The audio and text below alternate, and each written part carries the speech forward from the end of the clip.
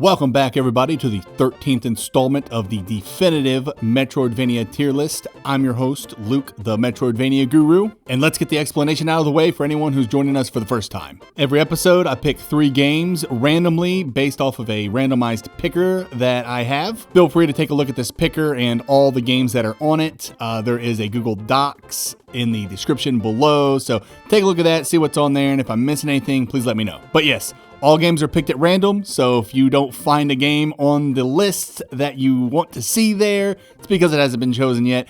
It will be, I promise. And so typically how this goes down is I start with a game, I go over the pros, I go over the cons, then I will go over the spoilers, so don't worry about me spoiling anything. I'll make sure there are timestamps in the description so you can skip any spoilers you don't want to listen to. Okay, I think that's it. Let's go ahead and get started with this month's episode. Alright, and our first game is Ufouria the Saga 2. I'll throw a card up top just in case you want to see my review on that. It was a really weird double feature I did of the first and second game, so if you want to take a look at that, go ahead and go for it. So yeah, what is Ufouria the Saga 2? It's a sequel to a 30-year-old NES/Famicom game that wasn't released in the US until it was released on the Wii Virtual Console in the 2000s. In Ufouria the Saga 2, you play as Hibarike and his friends trying to take down an alien invasion with the help of recycling and vending machines or something. I'm not gonna lie to you, I don't really have a whole lot of great stuff to say about Ufouria the Saga 2, so I guess we'll just try to get these pros out of the way. The first pro is the game's presentation. It's really tough to look at this game and not be charmed by it. It's absolutely beautiful. You know, think, what is that? Like Yoshi's Woolly World or Kirby's Epic Yarn. But I think this game looks even better. It has like this felt aesthetic with a lot of like crafty stuff going on, and it looks good. It animates really well. It's top tier stuff, no doubt. Next are the controls. For a platformer, controls, they gotta be tight, and this game nails it, you know, and Hibarike he's been in the scene for 30-something years, so yeah, I would like to think that Sunsoft, who is just a legendary developer at this point, they know their stuff, right? And so yeah, absolutely, the controls in this game work very, very well. They feel responsive, feel fantastic, so definitely a plus in that department. Next up is the game's progression system. It is unique, and I say that I put it in the pros, so I must think it's pretty good. It's not great.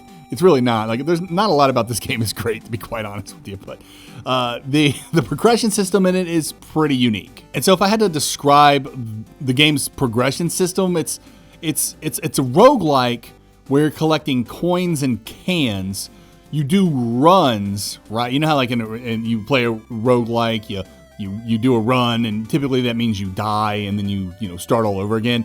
It's not exactly like that at all, but it is a little, because it's like you start in your centralized hub area, and then you can go in any direction, north, south, east, or west, and depending on which path you take, there are a couple of biomes that you will traverse through until you get to the end of that branch, and then you'll be kicked back to the hub area, and then you can, choose the next direction. And you basically do that over and over again until it's, you open up the very last area in the game and you can go beat the game. And the main objective is to collect as many cans as you can. I hate saying that, but yeah, you collect cans, and as you collect cans, it will unlock new items and abilities within the game's vending machines. There's like a vending machine in the hub area that unlocks a bunch of different abilities for your characters. So yeah, that's pretty much the game loop, right? You start in the hub area, you pick a branch, you do whatever biomes are in that branch,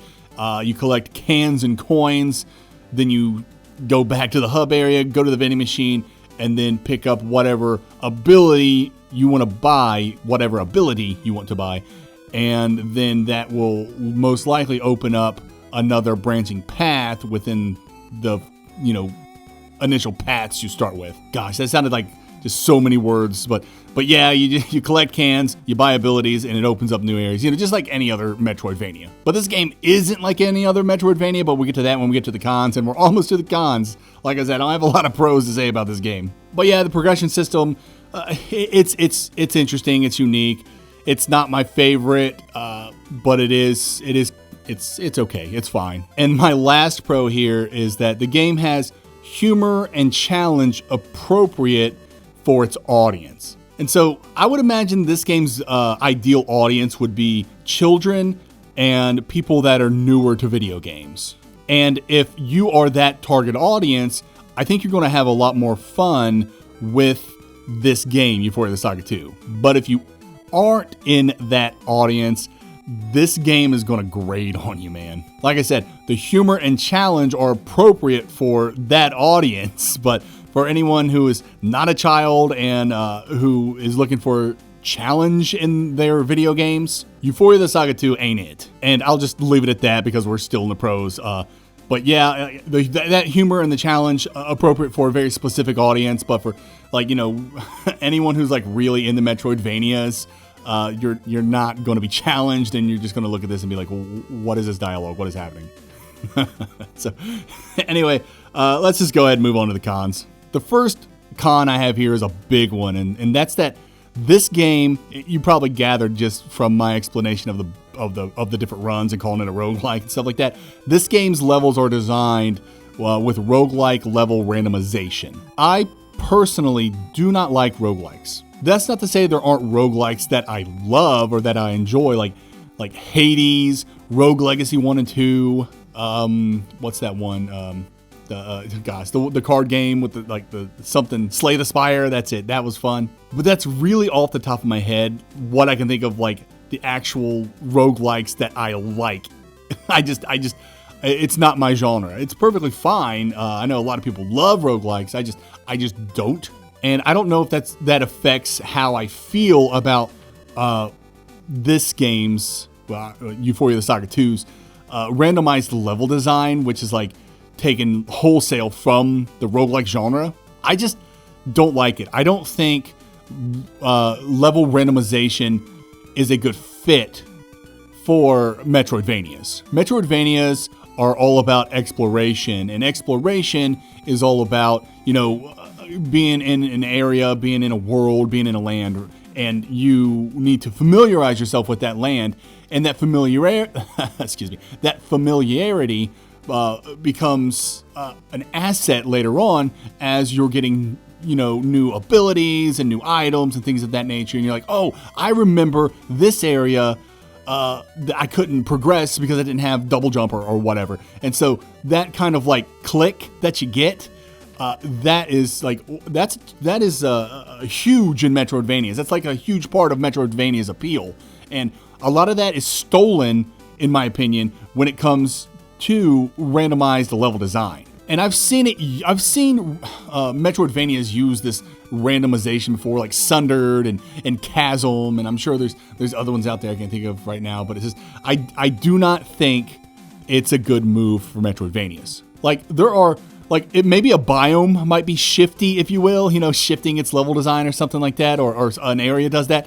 I'm okay, but with something like that, but if you were to take the entire premise of the game, like you say, like Chasm and Sundered, and just rearrange everything every time you play it, that's just I don't know, that doesn't hit right with me when it comes to Metroidvanias. And so seeing Ufouria the Saga 2 do it just irked me so much. I'm like, oh, what are you doing? Especially because I love the first game so much. That came out 30 years prior to this game, and now to see them using this random level generation methodology is frustrating to me. I did not appreciate it. And that brings me to the next con, which I think I really went over a little bit already, and that's that these branching paths all end with dead ends that kick you back to the central hub, and this encourages those multiple runs, which encourages the randomized levels. And it's not a very fun and engaging gameplay loop. Maybe it is for its ideal audience. Maybe children and people that are newer to video games will appreciate this kind of randomization and this level design structure. But as a hardcore Metroidvania fan, I just found this to be a very uninteresting gameplay loop. Again, if you're into roguelikes, maybe that might appeal to you, but you know, another big appeal to roguelikes is that challenge, right? And this game does not have the challenge that I would imagine, you know, legitimate roguelike enthusiasts would strive for, you know? My next con is this, I just put it in all caps, grinding. You have to grind in this game. And what I mean by that is the big thing in this game is you got to collect the cans as you're going through these levels. And as you collect more cans, more abilities and stuff unlock in those vending machines. And so there may be a time where you just don't have enough cans to get the next ability. And so you have to do like 4 or 5 runs of a level before you can finally get all the cans that you need, and then you can get the new ability to then go to the next branching path. That I hated it so much. I hate that. Like, as a gamer, I'm cool with grinding and farming stuff if I feel like it's valuable, especially in like a JRPG or a Souls-like game. You know, I'm playing Elden Ring again right now, and I like going to that place in Mogwin's Palace or whatever, and like shooting that turkey thing. You know, and people who have played Elden Ring probably know this. You take a bow and arrow and you shoot that huge like turkey across the chasm, and then it runs at you and falls and dies in the chasm, which is hilarious because it's a bird. Why doesn't it fly? But anyway, you get like a ton of runes, the game's experience, every time you do that. And I like to do that when I play Elden Ring. I know a lot of people probably like, oh wow, that's not how you're supposed to play Souls-like. Like, dude, I bought the game. I'll play it how I want. And so, yeah, I don't mind farming and grinding, but when it comes to like a platformer, that just seems odd to me. There's not a whole lot of what's the word I'm looking for? There's not a lot of value to it. Like you're not leveling up Hibarike and his friends, or anything like that. You just get a brand new ability to move on to the next area. It's just it's I don't know. It sucks. I don't know what else to say. It's not ideal in any stretch of the imagination. So. Yeah, grinding, just going over and over and over trying to find these cans. It's just stupid. Next con, one I brought up earlier, is the humor. Kids might find this game funny, I guess. I mean, there's some poop jokes in there. There's some it's really anime, I suppose, where it's like someone will say something and then the other character will have like a shocked face and like fall off the screen or something stupid like that. It's just it's a sense of humor, I suppose. It's not my sense of humor, and I imagine, you know, 95% of all adults will not be into this sense of humor. But maybe kids will dig it. But it's just like it gets grating always seeing the same punchline over and over. It's like Hibarike says something, someone says something back to him real stupid, and Hibarike falls off the screen because he's in shock. That's about 80% of the humor in the game. Yeah, 15% of it's just like poop. Like birds just like take a dump, and like it's like a nice coiled like piece of crap falls on you, and so that's funny. There's like a toilet. Toilets are funny, right? I guess another big thing is like you're always smashing stuff with your butt, and so there's a bunch of butt jokes too. So there's that. So yeah, this game was made for children, like 100% in my opinion. So it's just like, you know, whatever. And again, I'm not dissing a game that is made for children or is created for an audience that is newer to video games. I think we need more games like that, to be quite honest with you. There's so many times, you know, I hear people trying to get into a video game and they just can't because it's too complicated for them.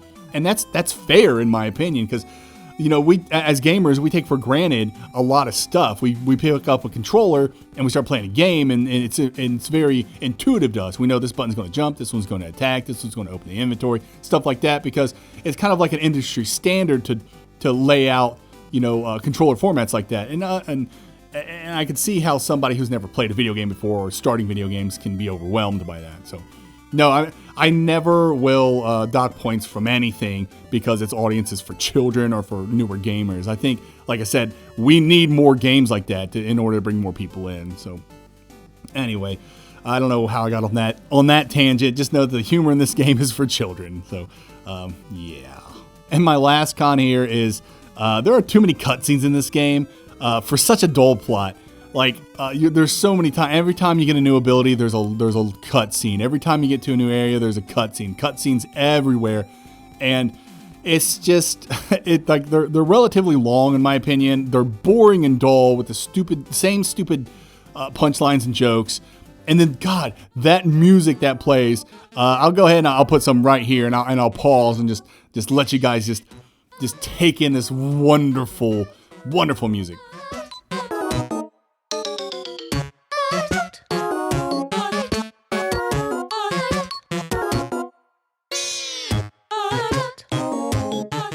Now imagine that music playing every time you do anything in this game. You want to just like rip your ears out. You're just done with life.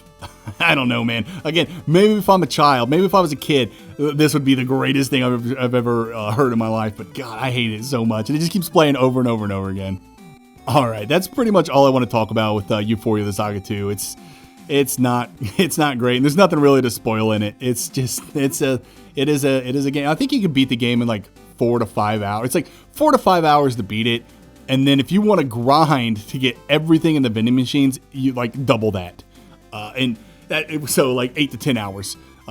It's crazy. And you don't even get anything for grinding and getting everything in the vending machines. You just get the stuff. Like there's no secret endings, nothing like that. So anyways, let's just go to the final thoughts. So, Ufouria the Saga 2 is intended for children, so it feels silly for an adult to assess it so harshly. I really do believe it's a decent game with incredibly high quality presentation, but as an MV, it leaves a lot to be desired. And as a follow-up to the amazing MV that is Ufouria the Saga, Part 2 is just devastatingly disappointing. And with all that being said, where do you think Ufouria the Saga 2 goes on the definitive tier list? I don't think it's going to be a surprise to anyone, but this is an F tier game, like no doubt. It's so bad. I'll put it above 2 parsecs because 2 parsecs is just absolute garbage. Like in almost every aspect of a Metroidvania. I hate to say that because people worked hard on that game. I need to stop being so rude. But anyway, Ufouria the Saga 2 has a lot of redeeming qualities to it, especially around its presentation.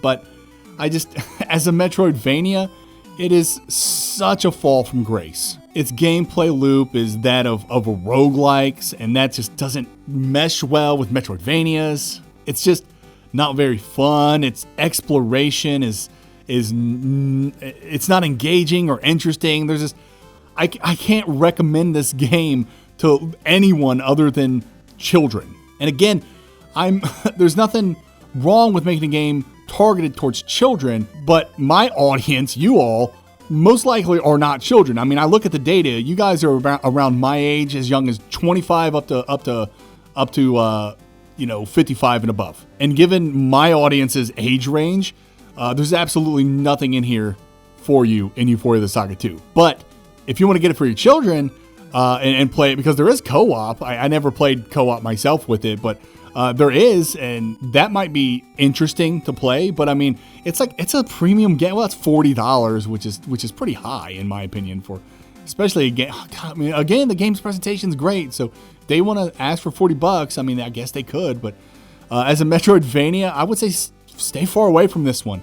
That's the thing. It's not a bad video game by any stretch of the imagination, but as a Metroidvania, it fails hard, like so hard. I can't even pretend that this is a game that you'd want to play. I don't know. Hit me up in the comments if you played it and thought it was fantastic. I would guarantee no one will. It's just not for us, and that's okay. It is. It's fine. Not every video game needs to be tailored towards me. Totally get it.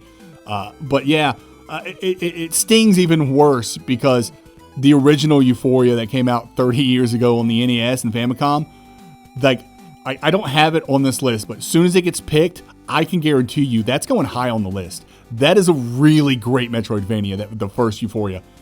And to see Ufouria the Saga fall so hard, it hurts my very soul. So anyway, I'm gonna shut up about it now. F tier. I put it at the top of the F tier because it is a beautiful looking game, and it plays very well. It's just, as a Metroidvania, exploration, progression, all of that is just, it's not there. So yeah, very high F tier, but just like just stay away from this game, guys.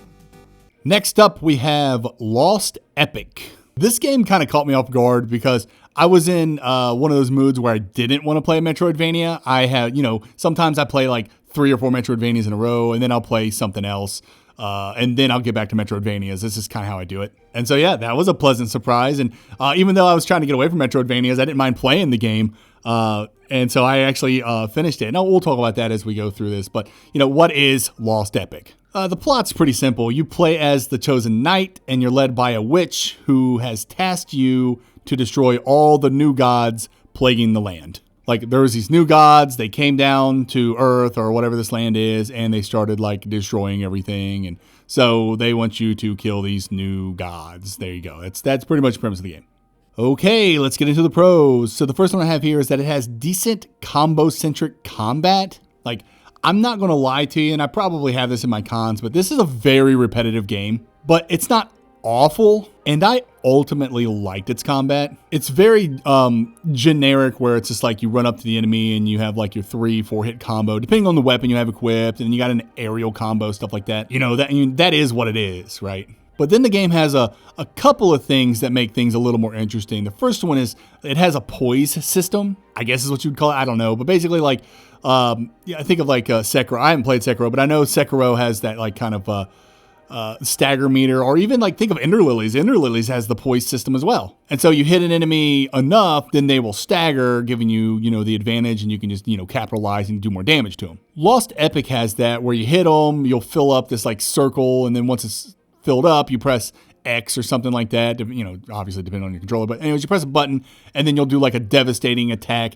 I don't think it always kills them. I can't remember if it always kills them, but a lot of regular enemies, yeah, if you bust their poise down and then hit them with that, it's probably going to kill them. And to knock down an enemy's poise, you just keep attacking them relentlessly. It's not rocket science. You just keep hitting them until that happens, then press another button, and then bam, hit them with that big attack. It's fine. It's nothing like too crazy, but it keeps you a little bit more engaged. Another thing that keeps you engaged in the combat is what's called divine arts. And divine arts are weapon specific. So you get a weapon, you equip that weapon, it gives you that divine art, and then you use that divine art a certain amount of times, and then you gain a mastery of it, and then you can then equip that divine art without equipping the weapon you got it from. Does that make sense? So let's say I have like a sword and it lets me shoot a fireball. As long as I have the sword equipped, I can shoot the fireball. If I take that sword off, I can't shoot the fireball anymore unless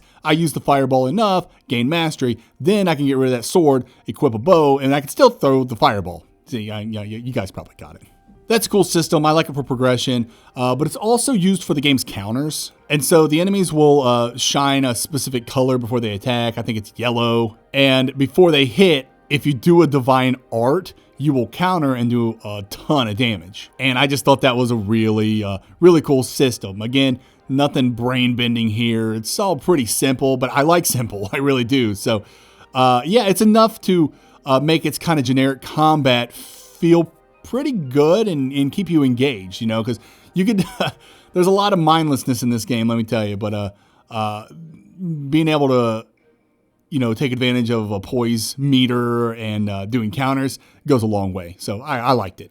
The next pro I have is that bosses were interesting, and they gave some decent challenge, especially some of these late game bosses. They were absolutely ridiculous with their difficulty, and I'll get on a lot of stuff. There will be a spoiler section here. I'm going to spoil the crap out of this game. But yeah, the bosses, they were pretty good. I thought they were interesting, had a decent challenge. I liked their designs. They were kind of cool. And it was just it was always a blast to go through their biome and find them and fight them. And there's actually a little bit more to it. And I think I'll get to it as we move through the pros list. But yeah, I thought the bosses were they were fine. I do remember there was one boss encounter. I want to say maybe his name was Beowulf or something like that. I don't know. Maybe I'll throw it up on the screen. But it's in like one of the last biomes in the game, and the difficulty jump at that boss is incredible. So incredible that I actually lowered the difficulty in the game, and I'll get into all of that, what that means, and why I would do such a heinous thing by lowering the difficulty of the game. But yeah, I'll get into that as we move forward. But I just remember that specific boss. I hope his name's Beowulf. I'm probably wrong, but yeah, the difficulty spike was so incredible. I was like, I can't do this unless I want to grind or farm forever. And that's actually a huge criticism to the game and why I didn't want to play it at first. Everyone was talking about how grindy it was and how you had to farm so much and it just took so long. Like, so many reviews talked about it, and they were not wrong. This game is grindy, although I did not engage in the grind. Instead, I lowered the difficulty, and that helped. And so that's an option. Again, we'll get into all that, but yes, the bosses are pretty good in this game. They pose a pretty good challenge, and then like game bosses just get absolutely nuts. My next pro is that the progression system is linked very heavily with exploration. And so as you get to each biome, obviously you can explore it to your heart's content, and you're going to find like, I don't even know what you would call it. It's like little pocket dimensions, and within these pocket dimensions, there are some challenges that reward you with monuments or something like that. And those monuments open up a very extensive skill tree. Like, the skill tree in this game is a little overwhelming. I don't think it's not nearly as bad as Sultan Sanctuary's skill tree, because Sultan Sanctuary's skill tree is like unorganized. It's the most disgusting skill tree I've ever seen in video games. Even though it's like one of my favorite video games of all time. God, that skill tree. But no, the skill tree in Lost Epic is also large, but it is well organized. You can like flip through pages and stuff. It's really cool. And the game, the skill tree opens up as you defeat bosses, as you explore and find monuments, and those open up new nodes and things like that. So I really like that idea of just something else rewarding you for exploration, right? I just thought that was really cool. Another pro I have here is Lost Epic has gear, lots of weapons, not like armor and stuff. Like, it has some cosmetic, quote unquote, armor you can equip, but it literally is just for cosmetics. There's nothing. I think you can get some accessories in the game, but really there's just a lot of different weapons and like a decent amount of weapon types. You got your short sword, daggers, long sword, you got a bow, shields, you get like this gauntlet thing that like can do magic. It's all pretty cool and it works really well. One thing I thought was interesting is anytime an enemy drops a weapon, you actually see it on the screen. It's just like a sword, a generic looking sword. It's like stabbed into the ground and you can pick it up. It looks like something that's just like in the background or foreground or something like that, but no, you can actually interact with it and pick it up. It's not like you can pick it up and they use the sword immediately. It's just like an item and you pick it up and it goes away. So whatever. Next pro I have here is the spirit system. It's kind of tough to explain, and I didn't really understand it until I started getting endings in the game. And I guess this is slight spoilers, but not really. So, but it's like there is a spirit system in the game, and here's the spoilery part if you want to like not skip the next few seconds. But the spirit you gain in the game, what's the word I'm looking for? It influences your ending. And so what that means, let's just talk about what spirit is. So spirit is something you gain as you do like tasks and side quests within Lost Epic. A lot of these side quests, if not all of them, are given to you by like this witch apprentice. I forget her name, but she's in every biome. And matter of fact, I think it's a different witch. It's kind of like Nurse Joy from like Pokemon. Same sprite, but different name in every biome. It's kind of silly. So yeah, this witch apprentice sells you stuff, and she also gives you these side quests. You do these side quests, you get rewards. These rewards could be items or weapons or whatnot. And you also gain spirit. And spirit's important because I said earlier that it does influence the ending. So depending on how much spirit you have will influence what kind of ending you get, as well as a plethora of other things. Don't get me wrong. But yeah, spirit's important, not just because of that, but also you need a certain amount of spirit before you fight a particular biome's boss. And I didn't know this when I played the game because I'm just the type of gamer who wants to just do everything I can before I go and move forward, right? But if you don't gather enough spirit for a particular boss, you will start that boss fight with a significant debuff. Obviously, making that boss fight exceptionally more difficult. I personally thought that was an awesome idea. Again, anytime I can be rewarded for exploration and doing extracurricular stuff, I actually enjoy that a lot. And so if I wanted, I could go fight this boss at any time, take this debuff, and just roll with it. And maybe I'll win, maybe I won't, or something like that. It doesn't matter. But if you are more of like, man, I really don't want to deal with this debuff, you can go gather spirit, then go fight them, get rid of that debuff, and fight normally. I don't know. I just thought that was just a really cool concept. Next pro I have here, I said it has an interesting world and biomes. There's not a whole lot of world building in this game. It's not like it's a Souls-like or anything like that, but yeah, it's an interesting story, interesting enough. It pushed me forward. I'm not going to say it's like great or anything, but it was decent enough. I did like the biomes in the game. Particularly, there was this one biome that it was like a city, but it just had all these these veins and stuff all over it, and it was really gross. I thought that was really cool. And then there was another biome that it's like a big long straight line to get to this biome. So you're going into different areas, and as you're moving, think of this as a transition between two different biomes, right? And so it's this long road in between these two biomes, and as you're going to where you're going, it ends up being like a temple. It's just in the background, there was this huge procession of all these cult members. And it was really cool. And a lot of the backgrounds in this game are absolutely beautiful, really fantastic looking. I thought a lot of the backgrounds in this game it captured my imagination. I thought it was really awesome. A lot of creativity going on here. Well, I say a lot of creativity, but I'm about to go into the cons. And anyway, let's move on to the next pro. This game is non-linear. There's really not a whole lot of progression gating in this game, like utility progression gating. It exists, therefore it is a Metroidvania. Like you can bust down walls with specific attacks, and there's other abilities I ain't going to spoil until we get to the spoiler section. But yes, this game is largely non-linear. I can go from one end of the map to pretty much to the other end of the map. There may be some things that block me, but yeah, you can go in between all these biomes. Now, will you survive? Most likely not, because the level doesn't scale with you. These enemies will kick the crap out of you. But you can take on any of these bosses at any time you want if you feel up to it. I don't recommend it, but you totally could. And the last pro I have here, I'm not going to talk in depth about until we get to the spoiler section. But I just wanted to get it out there for you. There are multiple endings in this game. I already said that. The path to the true ending is really awesome. Like I said, I'll go into spoilers with it, but being vague, I would say the path to the true ending is really cool. It adds a lot to the game, content-wise, and I'll just leave it at that for now. So if you're interested in that, I'll go more in depth in the spoiler section. So, anyways, that's the end of the pros. Let's move to the cons. First con I have here is the presentation is hit or miss. Like I said earlier, I like the biome. Some of the backgrounds are absolutely beautiful.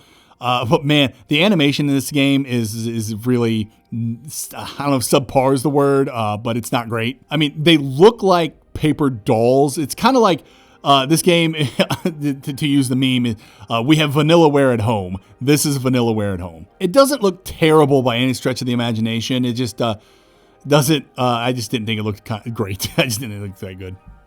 Next con I already touched on is the repetitive combat. I didn't mind it. Maybe you will mind it. But again, you got your basic combos. You got your divine arts, which could be varied. Don't get me wrong. You can have like 4 divine arts at once, and then you got your poise system. So there's a lot to the combat. It just never really evolves. And if you're okay with that, then that's there you go. I will say my next con is actually a big deal, and this is what makes the repetitive combat hurt even more. And that is that this game has an excruciatingly low enemy variety. Like, I'm not joking. By the time you're done with the game's first biome, you've probably seen 50% of the game's enemies. That might be a little bit of an exaggeration, but not by much. It's just like these biomes share the same enemies over and over again. There's like this one enemy that's like a regular medium-sized enemy, and then you got like a larger enemy, and then you got a huge enemy, and they just like use these enemies over and over and over again. And so yeah, there's enemy variety, don't get me wrong, but it's so low. And like I said, you'll play through the first biome and you'll pretty much have seen a great majority of the game's enemies. Next con I have here is the ludicrous spike in difficulty at one point. I brought that up earlier with that guy. I'm just going to keep calling him Beowulf. Could be wrong, though, when I say that. I'll throw it up on the screen what his actual name is. But yeah, you hit this boss, and the difficulty increases so much. And, you know, it really could have been me. I don't think so, but it could have been. And the reason I say that is I'll just go into my next con here is I felt that certain builds in this game, certain equipment specialties, are necessary for late game content. Like, there was one specific boss, I'll talk about it in the spoilers, that I could not defeat. It was, I ended up beating him, but like, it was absolutely insane. And so I went to YouTube to see what other people were doing. Like, what are some strategies against this guy? And like, everyone's strategy was like a shield and bow, right? Like, there were some odd people that had like others, like builds like mine, but like to an extreme degree where they farmed for hours. And I just did not want to engage in that. And so it seemed like this game really rewards people who go the bow route. And I found it to be kind of frustrating. I think that's kind of a design flaw in my opinion. Like, I get that certain bosses you can have advantages over with specific builds and items, but like, I think as you design these bosses, you should also consider, you know, that they can be defeated with other builds and items, I suppose. At least without like hours of grinding. But yeah, I just think that there are like some things are just too OP in this game. I'm talking like different builds and different pieces of equipment. I found it to be frustrating because I was like, I'm not going to go farm just so I can start using a bow better. It's like, no, I'm going to keep going at him with my huge sword because I always do strength builds because I'm a caveman. And I guess that brings us to the next one is that there's a weird difficulty setting in this game. Like I said, when I fought that one boss, like it was an absolute wall. There was nothing I could do. This guy looked at me and I died. And so I lowered the difficulty and it made the game playable. Even at lowering the difficulty, he was still like a challenge. It wasn't like I just went in and hit him and he died. Like, I still had like a decent fight. So this game it has a balancing issue in my opinion. And the way its difficulty works is kind of, I don't know, I didn't like it. Like, essentially, you can change the difficulty at any time at specific locations, which I think is cool. My issue is that when you do change the difficulty, it only changes it for that biome. And so I can go to one biome, put it at an easier setting, and then go to another biome, and it's still at a regular setting, and then get absolutely trashed. I'm like, crap, now I gotta go figure this out. And so you have to like learn where every biome's difficulty setting thing, totem, or whatever is. It's not hard to find them. It's just frustrating that it's like, why not just have a setting that like affects the entire like game, like a universal setting or something? I don't know. Maybe it's genius. I just didn't appreciate it. Next con is that this game is incredibly grindy. I was able to play through the game and beat it without engaging in the grind, but that's because I lowered the difficulty setting on some biomes. So there is that option for you. So if you're okay with grinding and want to engage in that, you can. I will say, based off of other people's reviews, they did not appreciate the grind. And because of that, that's why I was like, I'm just going to lower the difficulty because I'm not big into grinding myself. Like, sometimes I can, like I talked about earlier with Elden Ring, but it's just, there's so much more value in grinding in Elden Ring than, say, this or Ufouria the Saga. So whatever. My next con is that the world map and bio interconnectivity is kind of boring. Like, a lot of these biomes don't really like connect to each other. Like, some do, some don't, but really, ultimately, the world is like one long map from one side to the other, and there are deviations. Don't get me wrong, especially when it comes to like the end game. It's just kind of a boring setup in my opinion. There is fast travel in the game, and fast travel is absolutely necessary. It's a little weird in that like you can't fast travel to every single save point, but it works well enough, and you kind of need it because this game, like, it doesn't really like have a lot of interconnectivity and shortcuts. You really just have to. They lean very heavily on the fast travel, and so it's fine. It's just kind of dull. Speaking of kind of dull, that's exactly what my next con is. It says narrative is kind of dull. Like, you get the exposition in the beginning, you go through the game, you learn some stuff, from NPCs and things like that. None of it's going to blow your mind. None of it's delivered in an interesting way. It's just kind of, environmental storytelling. NPCs drop some nuggets of information. Maybe you get something from item descriptions, stuff like that. It just, there's not a lot of intrigue. It's pretty much what it is, face value. There is a twist in the game. Maybe I'll talk about it in the spoilers. But like, if you didn't see the twist coming, then you've never played a video game before, I guess. So, I'm sorry, Lost Epic's your first video game ever. But yeah, the narrative, it's kind of dull, but it's not awful. It's enough to kind of like move you forward. And my last con will take us directly into the spoilers. I'll throw the timestamp up right before we actually hit the spoilers. But there was a significant glitch in the game that just like absolutely wrecked like the game in a good way. It was actually in my favor, but it was so weird and silly. But yeah, this huge glitch happened in my favor, and I just rolled with it, and I'll explain exactly why when we get to the spoiler. So here we go. Here's your spoiler warning now. You can click on this timestamp to go to my final thoughts and the placement for Lost Epic. All right, let's talk about that glitch. So, so this will be like the twist of the game as well. Basically, you kill all the gods, you go back to the witch who I think, I don't know if she created you or whatever, but I think she created you, and then, anyways, you're working for her. You go back to this witch, and it turns out she wanted you to kill those gods and use your new body as the vessel for the sovereign king, some character in the lore. I can't remember off the top of my head. But the important thing to know here is that you've been bamboozled. That's the twist. So you kill the gods, you're going to be the new vessel for the Sovereign King. And so at this junction of the game, you have to fight the Sovereign King, and once you defeat him, you gather something. We'll get to that in a second. You'll get this cool ability. And then you have to fight the witch that bamboozled you. And this is where the game glitched out in my favor. So you're supposed to fight the Sovereign King, then fight the witch, and then move forward and progress with the game. First off, I'll tell you, this is the part of the game that totally kicked my butt, man. You remember how that one boss I was referring to had that ridiculous spike in difficulty? The Sovereign King and this witch put him to absolute shame. And what sucks the most about this is you don't get to change the difficulty at this junction. Maybe you can. I couldn't figure it out. I couldn't find that totem or that monument that lowers difficulties for that particular biome where I'm fighting the stupid king. But yeah, I had to fight this king raw, man, and he absolutely trashed me. This is when I went to YouTube and everyone's like, oh yeah, use a bow. And I'm like, I'm not going to use a bow. I'm a caveman. And so I was actually able to take this dude down, and it was very difficult for me. But I did it, and when I beat him, I got a new ability. And this is where, and I'll get into the true path here in a second because this is part of it. But you get, what's it called? The Eyes of Providence, I do believe. So you get this new ability called the Eyes of Providence. I'll get into that in a second. And then you get transported to the witch who bamboozled you. And now you have to fight her.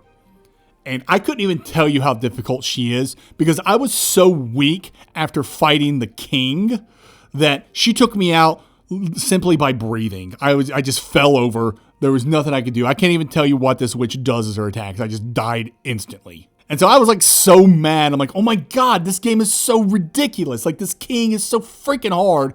I don't feel like grinding. I can't lower the difficulty, and there's no way I can beat that king and then fight the stupid witch. But praise be to RN Jesus, because this is where the game glitched out. Because when you beat the king, it gives you the Eyes of Providence. And when I died, because this game is like, it's a Souls-like. Not entirely a Souls-like, but it has Souls-like mechanics like corpse running and stuff like that. And so the big thing with Souls-likes is you don't lose progress upon dying, typically. You just have to go and regather your stuff. But any items or any progress that you've made, auto-saves, right? That's what happened against the king. I beat the king, it gave me the Eyes of Providence, and then I died, and I got to keep that ability, even though I didn't actually beat the witch afterwards. And here's the thing, because maybe it was supposed to not let me keep the Eyes of Providence, but I turned on the Eyes of Providence when I got it. Like, to turn it on, I think you gotta like click, I was using a Switch controller, so I clicked the R3 and L3 buttons. I think it's how you activate it. But anyways, I activated the Eyes of Providence because I was like, oh, cool ability. Let's check it out. And then I died while activating that ability against the queen. And so when I resurrected, I already had the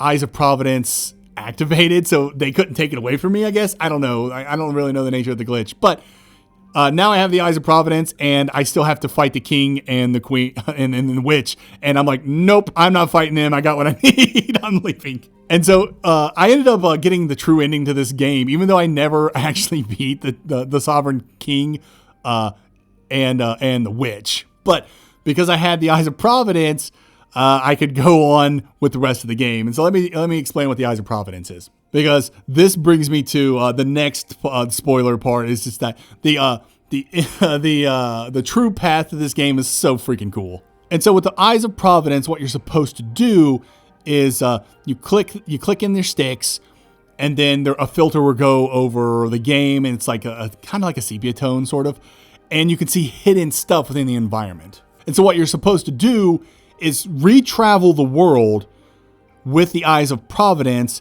and find mist. There's lore behind this mist. I think this mist was part of the Sovereign King, and it made him a god or something like that. You can correct me in the comments, but basically you get this mist that creates gods or whatever. And this is actually really cool because it makes you travel the entire world again. You don't have to. You only need like so much mist. I think like 90 or 100 mist or something like that. But if you want to collect all the mist in the game, you can, and you can retravel the entire environment, like world. And environments change significantly when you have the Eyes of Providence activated. And I just thought that was such a cool feature in the game, like to have this secondary world layered over the world that you become familiar with. And so you have like these like floating platforms and these like light bridges and stuff that will lead you to different areas and different mist. And all the bosses come back with second harder forms. That's where I got a lot of my mist from. There are some biomes in the game you couldn't enter because it was just pitch black. Now you can enter these biomes with the Eyes of Providence. So more biomes are unlocked. Just so much more content is added once you get this new ability. And I thought it was awesome. I was thrilled to go searching for all this mist and stuff like that. Now I can see how maybe someone wouldn't be thrilled with this because it's just like, at that point you might just want to be done with the game or something like that. And you're like, oh my God, this is like a slog. I get that, but I didn't feel that. And typically I do feel that if there's a climax coming up and the pacing runs into a wall with like a fetch quest like this, I hate it. But I don't know, man, for some reason, I loved it in Lost Epic, and maybe it's because like I shouldn't have been doing it because the game glitched out. I don't know what it is, but I just thought it was cool. And what was really cool about it is like there were these flowers in the game that were very unique looking, very interesting. And it's like, what the heck is up with these stupid flowers everywhere I go? And it turns out these flowers are indicators to use your Eye of Providence. And once you use your Eye of Providence, then all this different platform and all this hidden stuff will appear for you. It's really cool. It's like, so yeah, you can run around and use the Eye of Providence and search the environments, but they even give you hints with those flowers where you should be using this Eye of Providence. I don't know. Ultimately I thought it was really, really cool. And I suppose the last bit for the spoilers is the 4 different endings. I already kind of spoiled it by saying it's dependent on the spirit that you gather throughout the game. I don't think this is explicitly stated anywhere within the game. So if you didn't know that spirit affected your endings, you'd have to look that up. I had to look it up because I had no idea what was going on with these endings. So yeah, the more or less spirit you have, affects your ending. There's also this thing I think it's called the Veil or something like that. There's this cat character, and you see him in the key art, and you see him at the very beginning of the game. And you just know there's something with this character, this cat. It's like, what is going on with this cat? He doesn't do anything but meow. But once you have the Eyes of Providence and you click it on and you see this cat, this huge like tiger aura is above him, and it's like, it's jarring when you first see it. I was like, oh God, what the heck? And it turns out this cat is like this, like, I don't even know, like a god or something like that. And he's the one who gives you the veil and tasks you with finding the mist. And then you go to the end of the game, and there's this huge door at the very end of the map, which I love being teased in Metroidvanias. And here's this huge door in the background, and you can't open it. You know nothing about it. It's just there, and you're like, I know I can open it. I know it. I just got to figure it out. It has to do with this mist and this veil. And so you collect enough mist, you go to this door, the cat will be waiting for you, you talk to the cat, and he ultimately will create the veil for you need to get the true ending. I can't remember all the lore off the top of my head, but it's something like that. But yeah, it's really awesome. One thing I will say that I found frustrating about this whole part here is, in order for the cat to create the veil for you, you have to get X amount of mist. I think it's like 100 or 90 or something like that. But even if you go to the cat with 100 mist and you haven't talked to him multiple times, he will not make the veil for you. Basically, the cat is triggered to give you rewards every time you hit a threshold of mist, like maybe 25, 50, 75, 100, I don't know. And he has to trigger these thresholds before he gives you the final reward. So if I have 100 mist, I talk to him, he gives me the 25 mist reward, but no veil. So then I got to talk to him again, get the 50% threshold, talk to him again, whatever, until I finally do it. So if you find it frustrating, like, why am I not getting the veil? It's because you got to keep talking to the stupid cat. That's it. I just thought that was a dumb design choice. But yeah, anyways, just to kind of wrap up the spoilers, loved the end game with the Eyes of Providence and having to collect the mist. It worked well with the lore. Sorry, I can't remember the lore off the top of my head, but it was interesting in that facet, and just mechanically was cool. Being able to see all these environments with a different set of eyes, like literally, was pretty cool. I don't know, I just really liked it. All right, my final thoughts for Lost Epic. Lost Epic is a surprisingly good Metroidvania if you have the patience. Its presentation is hit or miss, and its repetitive combat won't be for everyone, especially with such low enemy variety. But if you want to play an MV hidden gem that brings some refreshing new ideas to the genre, you might want to give Lost Epic a shot, but only if you're cool with its repetitive combat and grindy nature. And with that being said, where would I put Lost Epic on the tier list? I could see an argument to put it in the C tier because it does a lot of things very mediocrely. I don't know if that's a word, but it does some things that are, average, and it also does some other things that are subpar, such as like the low enemy variety and things of that nature. Matter of fact, I think the game got a significant DLC boost in content post-launch. I only played the game, when it was complete, if you will. So I don't really have a lot to say about anything, pre-DLC. But I thought the content was adequate. I thought it was really good. I really loved that the true endings path. I thought that was really fantastic. There's a lot to love here. So I don't think it's an average game. There are average parts in it, I even think its combat's a little above average. I wouldn't say a whole lot, but I really liked its poise system and its divine arts countering. But yeah, no, I could, especially its animation, but I don't put too much stock in presentation like that. I believe this game is a B. I don't think it's like a super high B, but I do believe it's an above average Metroidvania. I can see a lot of people disagreeing with me, and rightfully so. But man, Lost Epic's exploration really ramps up in that late game. And even during the game, I was very interested in exploring every nook and cranny this game had. And exploration is my number one thing for Metroidvanias. Like of course I have other like combat and all that, but just I weigh exploration a lot. Is it rewarding? Is it fun? Is it interesting? Are the biomes interesting and unique? And do I feel like I'm entering places that I shouldn't be? That's kind of the X factor for me. And I feel like Lost Epic hits a lot of that. Yeah, I'm gonna put it in B. It's a surprisingly good Metroidvania. I think it's above average. Oops. But where at?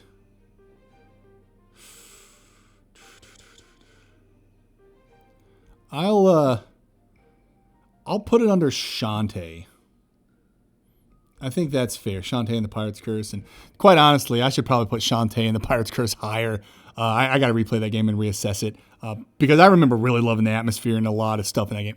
Anyway, I'm getting off the tangent. But yeah, okay, I'm comfortable with putting it in a B tier. It's a low B, but I really think it's a hidden gem for Metroidvania enthusiasts. I think if you go in this game and realize that, yeah, it's not perfect, but gosh, some of the mechanics it does, that spirit mechanic's really cool. The path to the true ending, it's the how rewarding the exploration is with the monuments and the skill tree. It's pretty cool. Like, I'm cool with it saying it's a low B. I really am. And there you go. Lost Epic might be a hidden gem. And the last game we have for this episode is a doozy. Pop! The Lost Crown. So, Prince of Persia: The Lost Crown is the long-awaited revival of the Prince of Persia series. So it was a little odd to see it return as a Metroidvania. But you shouldn't be too upset about that, because this game is pure gold. You play as Sargon, a member of the Immortals, an elite group of warriors sworn to protect Persia. After a heated battle against an invading army, Sargon celebrates at the Persian palace. But his celebration gets interrupted when his mentor kidnaps the prince, forcing Sargon and the other Immortals to give chase to rescue their captured monarch. All right, our first pro for Pop. I'm going to stop calling it Pop. Prince for Lost Crown. I'll say Lost Crown. First pro for Lost Crown is the controls. Sargon feels great to control. He moves like so fluidly, jumping around, doing his parries, dodging, just everything just feels so good in this game. All of it, everything. It all is just great. I guess that brings us to the next pro, is its combat, right? And so Sargon starts with your basic combos, right? You got your aerial, you got your ground combo. But a big thing in this game is his parries. Enemies will do this telegraphed attack. I think it's like a yellow color or something like that. And if you parry that attack, you will absolutely crush them with like a really over-the-top anime-esque cutscene where you just completely annihilate this person. It is just so freaking cool. And then there's the Athra Surges. These are basically your super moves. You charge them up as you take damage and deal damage. And you can charge them up, I think they're like 3 levels. And there are many different types of Athra Surges in the game. You can equip them. And once you have the requisite level of your meter filled in, then you can do your move. And these Athra Surges can range from being a devastating AoE to a single attack to healing yourself. There's a lot of variety to them, and I just thought they added like so much to the game. I always love some sort of meter that you build up as you attack and take damage, and I really like what Sargon's able to do. He gets his level up, and then he can do this ridiculous move, and they're always over the top with the presentation and the setup and the cutscene and everything. It's a really flashy game, man, and I like it a lot. Next I have are the bosses. I did like the bosses a lot in this game. I didn't find them too challenging. There are difficulty settings. I just played it on the standard difficulty, and I didn't really have a whole lot of challenge as I played, but the challenge was challenging enough to where I was engaged, so don't get me wrong. But yeah, I liked the bosses in this game. It was a good mixture of big, weird bosses and humanoid bosses. I know that seems like a weird ratio to consider, but I do sometimes. And especially when I played the the original Blasphemous, I loved the bosses in that game. I thought they were so freaking cool. They were so big and over the top, and they had their humanoid bosses too, don't get me wrong. But then Blasphemous 2 came out, and every boss was humanoid. Not all of them, but the ratio was off, right? Too many humanoid characters versus the huge monstrosities that I'd come to love. And so, I don't know, I just have this weird kind of ratio in my head. It was well, what are the bosses like? Are they huge over the top? Or are they all humanoid? Whatever. Same thing with Dark Souls, or Souls-like games. Are all the bosses just knights like they were in Dark Souls 2? or do we have some like really cool, unique bosses and things like that? So anyway, I don't know what's going on with my tangents today, but in Lost Crown, I think it's a pretty good ratio of like the humanoid bosses versus these big bosses. And there was one boss in particular I thought, like the Manicore boss, I think he's a Manicore, which is like the first big boss you fight. That's a really cool boss. And then there's like the one in the forest with the wolf that's like plays kind of similarly to the Mantis Lord's fight in Hollow Knight. Like not really, but sort of, where you got like two different enemies that are like synchronized with their attacks. It's a really cool boss. It's probably my favorite boss fight in that game. But yeah, the bosses in this game are, challenging enough to be engaging, but not too much to be ridiculous. I remember there's that one boss, and I'm trying not to spoil everything, but there's like this mountainy area that's late game and this huge boss you fight. That's a fantastic boss. So much goodness in this game. It really is a fantastic game. Next I have is the platforming.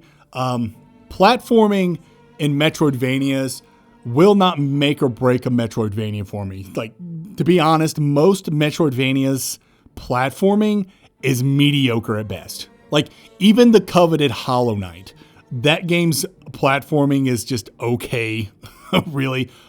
It does have its like ridiculous challenging path of pain and crap, don't get me wrong, but overall, the platforming in that game is pretty mediocre. Just the White Palace itself is pretty good when it comes to challenge, but it's just like jumping along and doing stuff.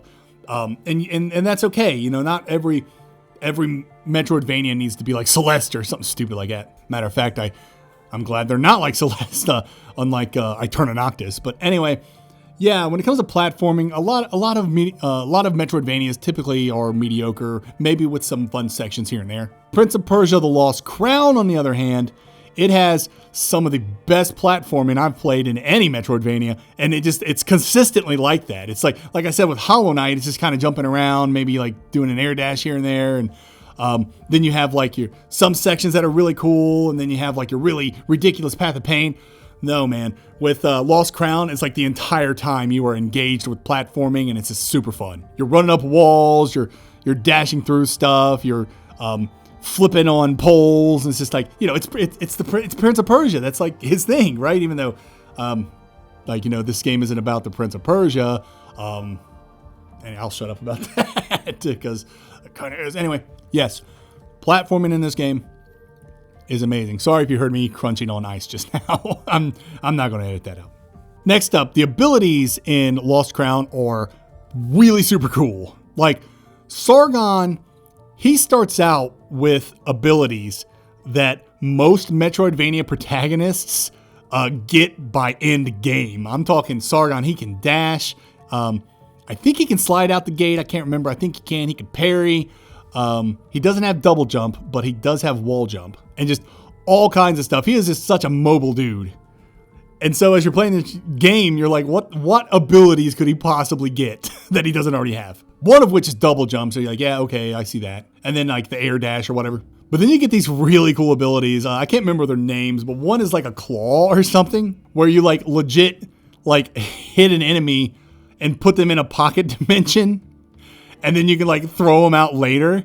You do this a lot with like bombs, but you can also just grab an enemy and then throw them out of your pocket dimension, and then now they will fight for you. I don't know what the logic is behind that, but I don't care because it's so cool. It's such an amazingly unique ability. And then there's the other one. I'm sorry, I do a lot of this off the top of my head, but it's like an ability where he like makes a shadow of himself or something like that.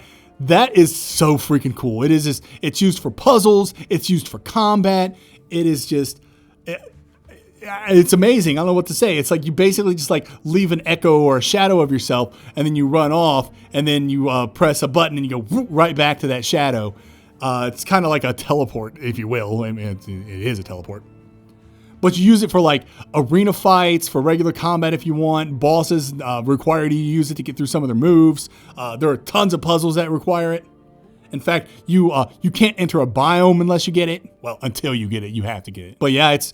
I play a lot of Metroidvanias, and whenever I come across a Metroidvania with unique abilities, I always get pumped. And so I was super pumped when I saw the claw and the echo move in Prince of Persia. I was like, wow, this is awesome. Next pro I have is the game's presentation. I mentioned it earlier. It's over the top. It's flashy. This game looks beautiful. I do not typically like 2.5D games. I typically find them to be very ugly. I don't know what it is. My brain just doesn't like it. But for some reason, I loved Prince of Persia's aesthetic. Maybe because it was like bright most of the time or so I don't know what it is, but I didn't mind its 2.5D nature. So take that for what you will. But yeah, presentation in this game, absolutely fantastic. I don't remember the music very well. I don't think I'm sure the music was fine. I have nothing bad to say about it, but I have nothing good either. So whatever. I'm not a music dude. I just know if I like it or I don't. And if I don't like say anything about it, then it's probably just fine. But other than that, yeah, like it's the game's over the topness with its like cut scenes for parries and for after surges and stuff like that. It's got amazing presentation. You know, this is a AAA game, right? Which is like uncommon in the Metroidvania space. Like within the last decade, I can't think of a lot of AAA studios that are making Metroidvanias. Maybe like this, Metroid Dread and some other Metroid games. And the one Capcom made, Shinsekai Into the Depths. Those might be the only AAA Metroidvania games in the last decade. Let me know in the comments if I missed some, but if I did miss any, it might have been like one or two. So anyway, to see a Metroidvania with such amazing presentation, AAA style presentation, you just love to see it. Next I have is progression.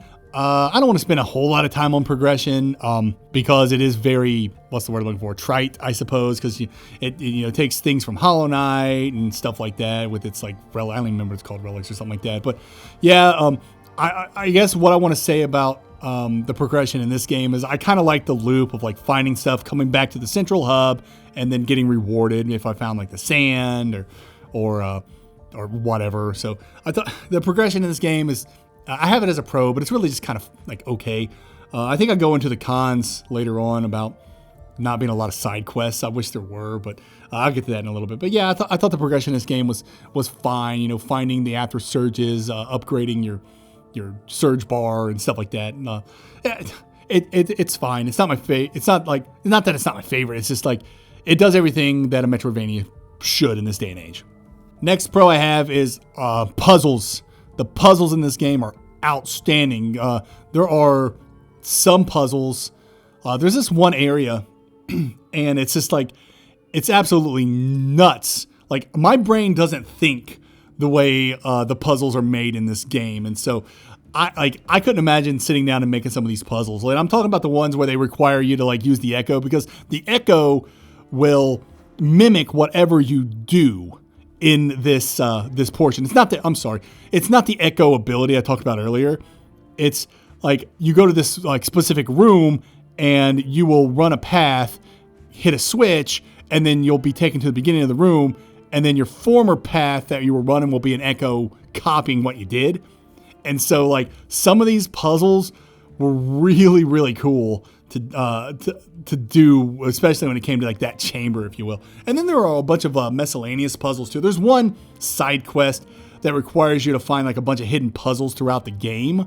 And then I don't want to spoil it, but it's just like you do a bunch of hidden puzzles throughout the game. You get rewarded for those puzzles, and then you go to this this area where all those puzzles culminate into something. That's kind of cool. But yeah, I like the puzzles. I like some of the randomness. I love their creativity.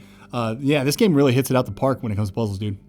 Next I have for pros is exploration. Exploration in this game was really good. I guess the big thing I can say about it does have some zigzag exploration. I know that's like not a technical term or anything like that, but I call it zigzagging or zigzag exploration.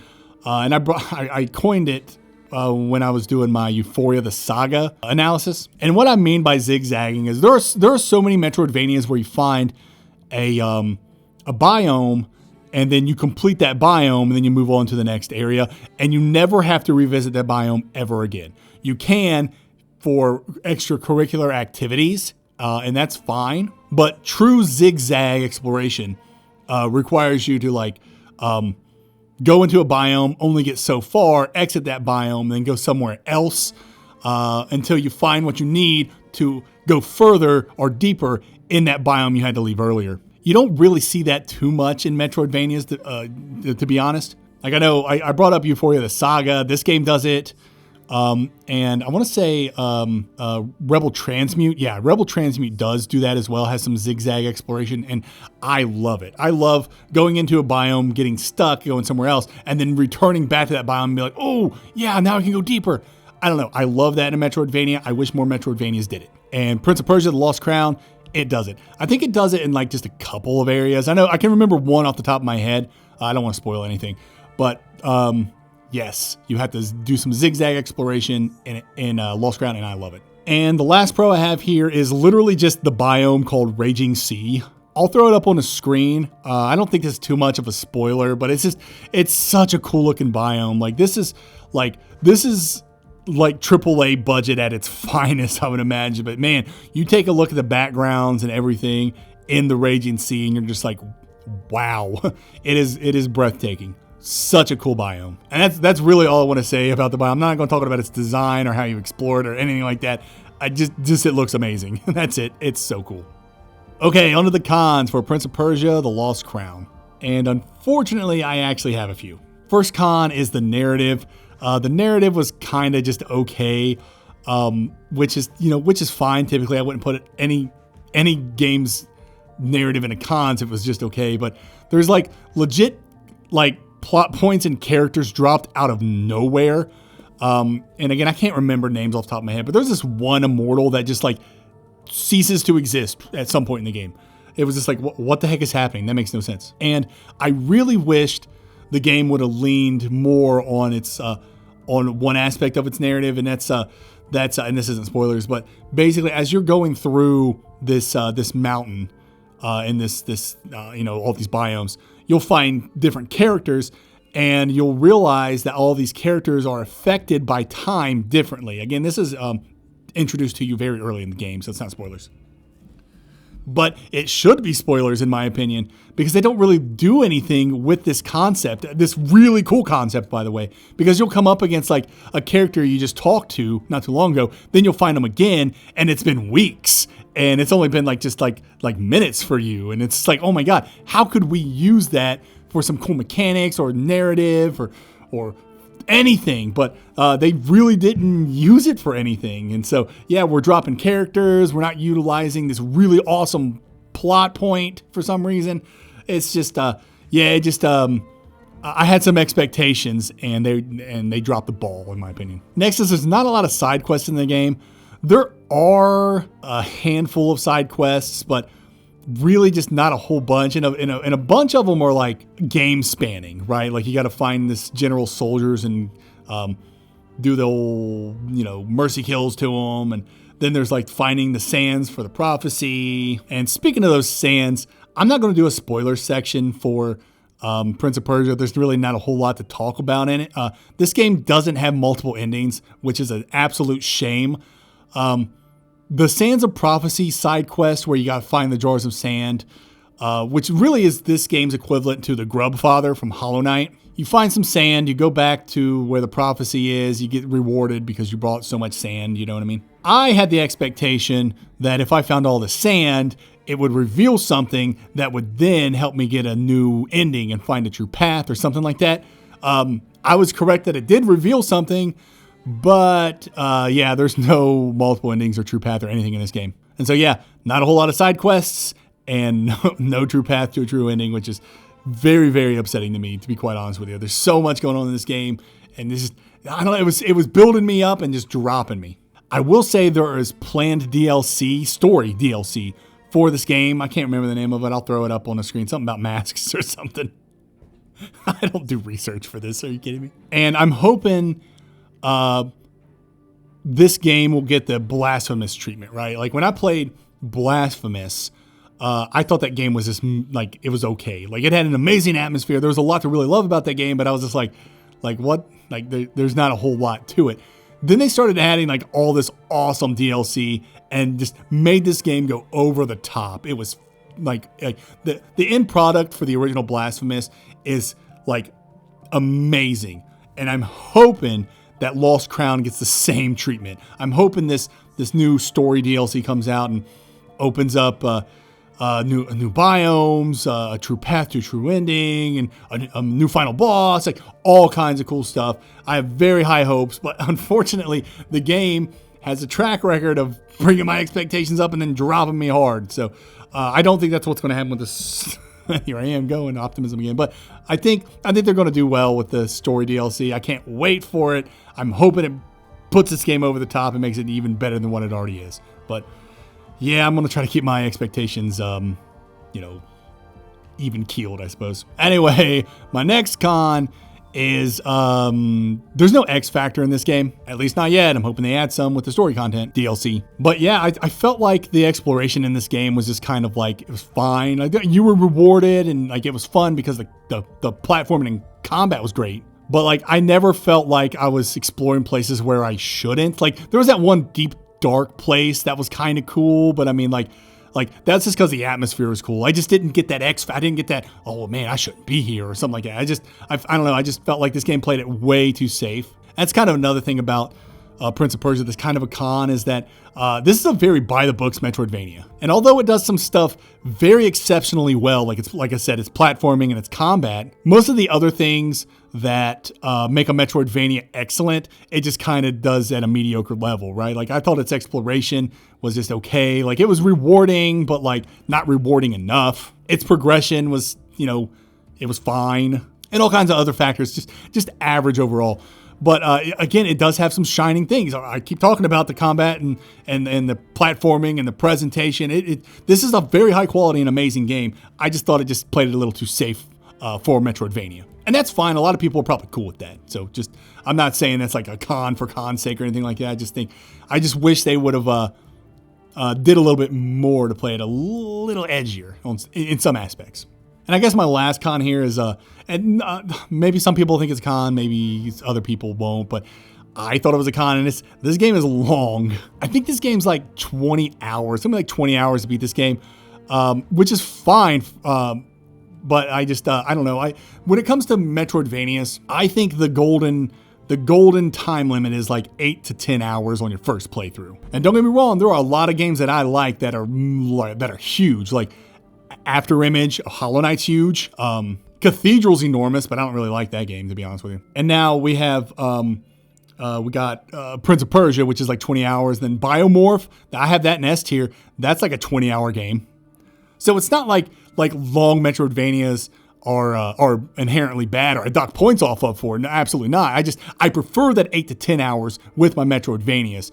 But then I take a look at my first playthrough with Prince of Persia, and it was 20 hours. I'm like, oh man, that's huge. And it's not like, again, this game plays everything so by the books and so safely. It's, I don't know, those 20 hours just don't feel as impactful as, say, like Hollow Knight's 25 hours. I think it was 25 hours it took me to beat that game the first time. But man, the twists and turns for Hollow Knight, finding all that stuff, and just like that 25 hours did not feel like 25 hours to me. I felt the 20 hours in Prince of Persia. And again, that's not inherently bad. It just, because the game was just so safe, like that time spent with it just felt like less like I was doing stuff and more like it was stretching stuff out. I don't know if that makes sense. Maybe it does, but I don't know. I think maybe if the game was just cut this a few hours off, I think I would have appreciated it more. But hey, with that story DLC, maybe they'll add even more, and then who knows what's going to happen. You know what I mean? I have really high hopes for that DLC to make this game freaking fantastic. But yeah, anyways, I think its length is kind of a con. You can let me know what you think in the comments. But again, I'm not really going to dock any points off for it. But I like that 8 to 10 hours from a Metroidvania. I think that's a solid time frame. But I don't know, 20 hours first playthrough, not bad, not bad. Okay, final thoughts for Prince of Persia: The Lost Crown. The Lost Crown is an exceptionally high quality video game. There is no doubt about it. And it's a pretty dang good Metroidvania too. Its combat is engaging and fun, and it has some of the best platforming the genre has to offer, if not the best. It feels great to move, run, and jump around as Sargon. Lost Crown's only real issue is that it plays things a little too safely. Everything the game does, I've seen it in other MVs, other than its, cooler, more unique abilities. And its exploration, though fine, doesn't do much to wow or fascinate or motivate me to explore, despite it being relatively rewarding. I don't know, Lost Crown's exploration just doesn't have that X factor. It's kind of like watching a horror movie with too high production values. you lose a lot of the mystery and creativity that comes with much more stringent resources. That's not to say there's not some great stuff here. I loved the prison warden bit, and the Raging Sea was such an incredible spectacle. But sightseeing is way different than spelunking, if that makes any sense. I also felt there was so much more the devs could have done with the whole time flows differently for each individual angle they were alluding to. But who knows, maybe they'll touch on it more in the upcoming DLC. With all that, where would I place it on the tier list? This may surprise you, but I do not believe Lost Crown is an S tier. And I'll get to that in a second. I do believe it's an A tier, not at the end of A tier, but I do believe it's A and it's not an S, and we'll get to that in a second. So I got to figure out where I want to put it in the A. Oh, you know what? I know exactly where I'm going to put it. I'm putting it above Blasphemous 2.